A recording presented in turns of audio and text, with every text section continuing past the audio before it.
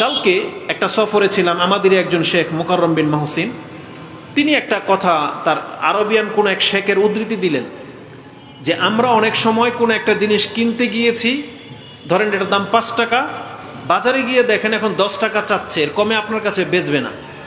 জমি হোক, ঘরবাড়ি হোক, আপনার নিত্য প্রয়োজনীয় কোনো কিছু হঠাৎ করে দাম বেড়ে গেল, তখন সেই শেখ নাকি কিনে বলতেছে আলহামদুলিল্লাহ, মানে যেখানে আক্ষেপ করি আমরা, তিনি নাকি বলতেছেন আলহামদুলিল্লাহ। বলছে কেন? তা বলতেছে এই জন্য আমার যেই টাকাটা খরচ হওয়ার তা তো হবেই, এখন এই যে 5 টাকার জিনিস আমাকে 10 টাকা দা কিনতে হলো, তার মানে এই 10টা টাকা অতিরিক্ত যে 5 টাকা লাগলো, যে আলহামদুলিল্লাহ যে আমার এই 5 টাকাটা আমার চোখের সামনে ভালো কাজে খরচ হলো, এটা খারাপ কাজেও খরচ হতে পারতো। এখন 5 টাকার জিনিস ও যে আমার কাছ থেকে 10 টাকা নিচ্ছে, এখন এর দায়ভার ওর। ও কেন নিল?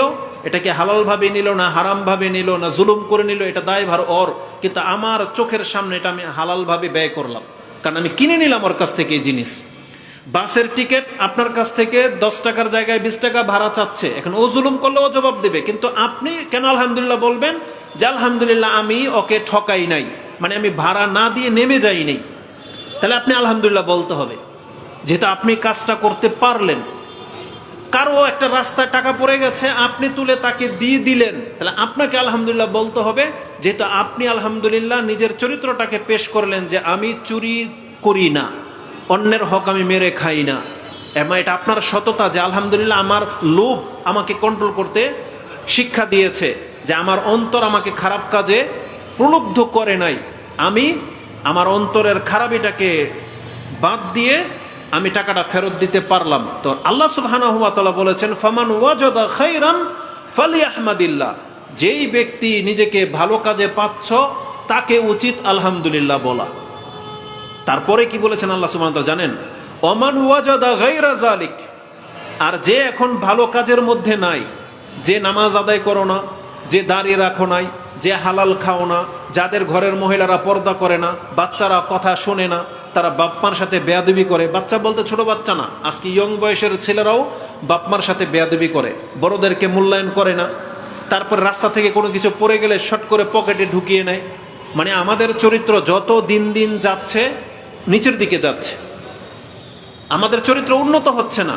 উচিত ছিল খুতবা শোনার পরে, এই বক্তব্য শোনার পরে যে আমরা তওবা করব, আমাদের চরিত্র ভালো হবে, কিন্তু বক্তব্যের জায়গায় হচ্ছে, কিন্তু মানুষের চরিত্র ভালো হওয়ার নাম নিচ্ছে না, আরো খারাপ হচ্ছে। এই জন্য আল্লাহ সুবহানাহু ওয়া তাআলা বলেছেন ফামান ওয়াজাদা গায়রা যালিক ফালা তালুমান্না ইল্লা আনফুসাহু, যেই ব্যক্তির দ্বারা পাপ হচ্ছে তুমি কাউকে দোষারোপ করতে পারবে না। এক ব্যক্তি সম্পর্কে বলা হচ্ছে যে ভালো করলা, তুমি আল্লাহর প্রশংসা করো, আলহামদুলিল্লাহ বলো। আর পাপী ব্যক্তিকে বলা হচ্ছে তুমি যে অন্যায়টা করলা, এখন তুমি কাউকে দোষারোপ করতে পারবে না, ইল্লা আনফুসাহু, কেবলমাত্র সে যেন তার নিজেকে ধিক্কার দেয়। কেন আল্লাহ এই কথাটা বললেন? কারণ বিচারের মাঠে যখন বিচার শুরু হবে, এই পাপীকে যখন দাঁড় করানো হবে, প্রত্যেকটা পাপী বাঁচার জন্য নিজের বাপমাকে দোষারোপ করবে, টিচারকে দোষারোপ করবে, এলাকার হুজুরদেরকে দোষারোপ করবে, এলাকার সমাজকে দোষারোপ করবে, বন্ধু বান্ধবকে দোষারোপ করবে, বলবে যে আমার বাপ মা আমাকে ভালো কিছু শিখায় নাই, নামাজের কথা বলে নাই।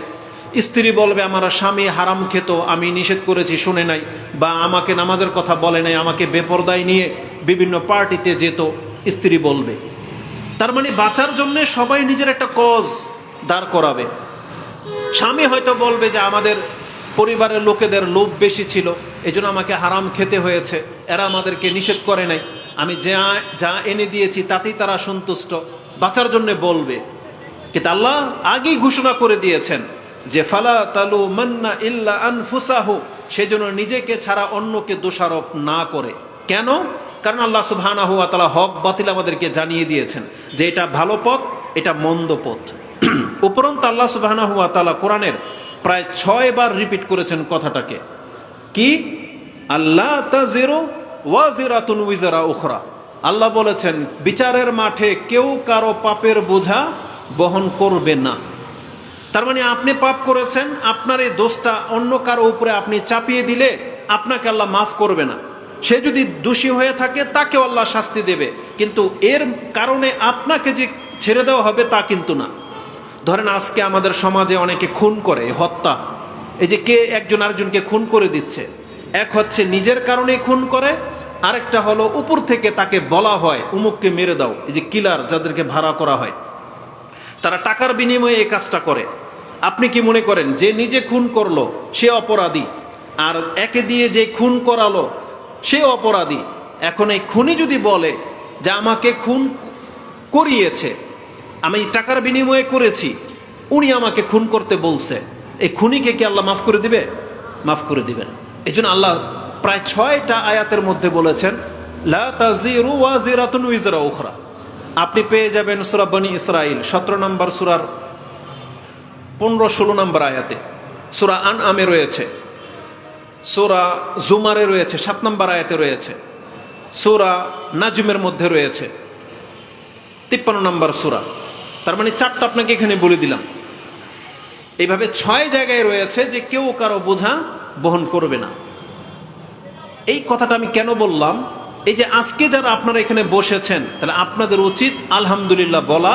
কেন না? যেটা আপনি একটা ভালো কাজ করতে সক্ষম হলেন। আর ওই যে যারা আসেনি তাদের আলহামদুলিল্লাহ বলার দরকার নেই, কারণ তারা এই ভালো কাজে অংশ নেয়নি। উপরন্ত যদি এখন পাপের কাজে লেগে থাকে, কেউ হয়তো মোবাইলের মধ্যে খারাপ কিছু দেখতেছে, কেউ হয়তো মিথ্যা বলে দিয়ে বিজনেস করতেছে, কেউ হয়তো অন্য কোনো কাজে ব্যস্ত। যদি হালালভাবে ব্যবসা করে থাকে তো আলহামদুলিল্লাহ জায়েজ, হালাল।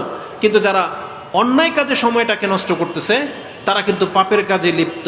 তখন সেই কথা বলতে পারবে না যে আল্লাহ আমি অমুকের কারণে, আমার বন্ধুর কারণে পাপ করেছি, আল্লাহ কিন্তু ছাড়বে না। উপরন্ত আল্লাহ সুবহানাহু ওয়া তাআলা আমাদেরকে এতটা মূল্যায়ন করেছেন যে আল্লাহর জিকিরের মজলিসে যারা বসে তাদের মানটা একটু ভিন্ন। আমি আপনাকে বুঝাইতে সক্ষম নই যে আপনার মান কত। আপনি হয়তো দেখেছেন, আপনি জমিনে বসেছেন, কম দামি কিছু মানুষ আমরা এখানে আল্লাহ সুবহানাহু ওয়া তাআলার জিকির নিয়ে কথা বলতেছি, ইসলামের বিধান নিয়ে কথা বলতেছি। আপনি হয়তো এটাকে হালকা পাতলা মনে করেছেন। আপনি জেনে নেন, এখানে যদি কোনো ব্যক্তি না হইতো, একজন যদি বসা থাকতো, তারপরেও ওই মজলিসটা সম্মানিত মজলিস। এটাতে যদি প্যান্ডেল নাও করা হতো, তারপরও একজন আল্লাহকে নিয়ে কথা বলতেছে, একজন শুনতেছে, এই 2 জন আল্লাহর কাছে শ্রেষ্ঠ।